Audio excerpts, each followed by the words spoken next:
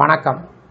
இந்த வீடியோவில் 14/5/2026 சற்று முன் தமிழ்நாடு அரசு ஊழியர்கள் ஓய்வூதியர்களுக்கு புதிய DADR உயர்வு சார்ந்து குட் நியூஸ் குறித்து விவரங்களை பார்ப்போம்.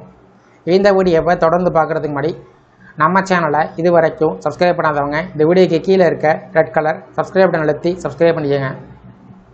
மத்திய அரசு ஊழியர்களுக்கு முக்கிய நிதி நிவாரணமாக DA அகவலைப்படியினை 2% உயர்த்துவதற்கு மத்திய அமைச்சரவை ஒப்புதல் கொடுத்துள்ளது. இந்த நிலையில் மத்திய அரசு அறிவிப்பை தொடர்ந்து தமிழ்நாடு அரசு ஊழியர்கள் மற்றும் ஓய்வூதியதாரர்களுக்கு அகவலைப்படி உயர்வானது எப்போது வழங்கப்படும் என்பது சார்ந்து விவரங்களை பார்ப்போம்.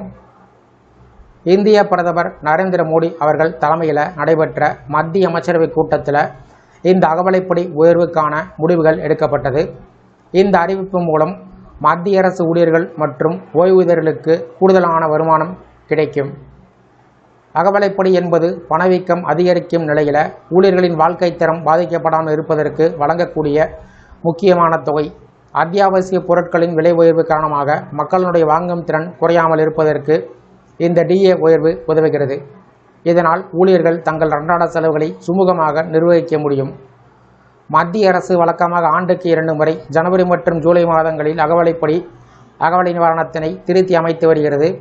இந்த நடைமுறை பணவீக்கத்தை அளவிடக்கூடிய நுகர்வோர் விலை குறியீடு CPI அடிப்படையாக கொண்டு செய்யப்படுகிறது. தற்போது 2% உயர்வு அதே வழக்கமான திருத்த முறையின் ஒரு பகுதி.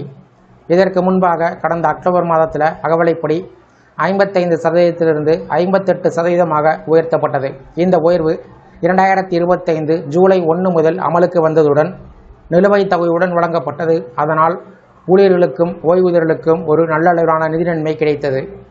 இந்த நிலையில் 8வது ஊதிய குழு அமைத்து புதிய ஊதிய கட்டமைப்பை கொண்டு வர வேண்டும் என்ற கோரிக்கை ஊழியர்கள் சங்கத்திடமிருந்து தொடர்ந்து எழுந்து வருகிறது. அதற்கான விவாதங்கள் இன்னும் நடைபெற்று கொண்டிருக்கக்கூடிய நிலையில் இந்த 2% DA உயர்வு ஒரு இடைக்கால நிவாரணமாக பார்க்கப்பட்டு வருகிறது. இந்த நிலையில் மத்திய அரசு அறிவிப்பை தொடர்ந்து மாநில அரசுகளும் தங்களுடைய ஊழியர்கள் மற்றும் ஓய்வூதியர்களுக்கு அகவலைப்படி உயர்வினை அறிவித்தது வழக்கம். இந்த நிலையில் 2026ஆம் ஆண்டு தமிழ்நாடு சட்டமன்ற தேர்தலில் வெற்றி பெற்று தமிழ்நாட்டினுடைய புதிய முதலமைச்சராக தமிழக வெற்றிக் கழகத்தினுடைய தலைவர் C. ஜோசப் விஜய் அவர்கள் மே மாதம் 10ஆம் தேதி என்று பதவியேற்றிருக்கிறார்.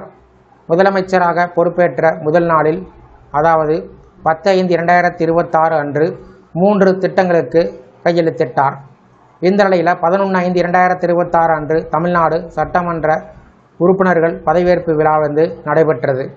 அதற்கு பின்பு நேற்று தமிழ்நாடு சட்டப்பேரவை தலைவர் மற்றும் சபாநாயகர் துணை சபாநாயகருக்கான பதவி ஏற்கப்பட்டது. இந்த நிலையில் இன்று தமிழ்நாடு சட்டப்பேரவையில் தமிழ்நாடு முதலமைச்சர் அவருடைய ஆட்சிக்கு ஆதரவு தெரிவிக்கக்கூடிய வகையில் தீர்மானம் ஏற்றப்பட்டு அது அதற்கான விவாதங்கள் நடைபெற்றது.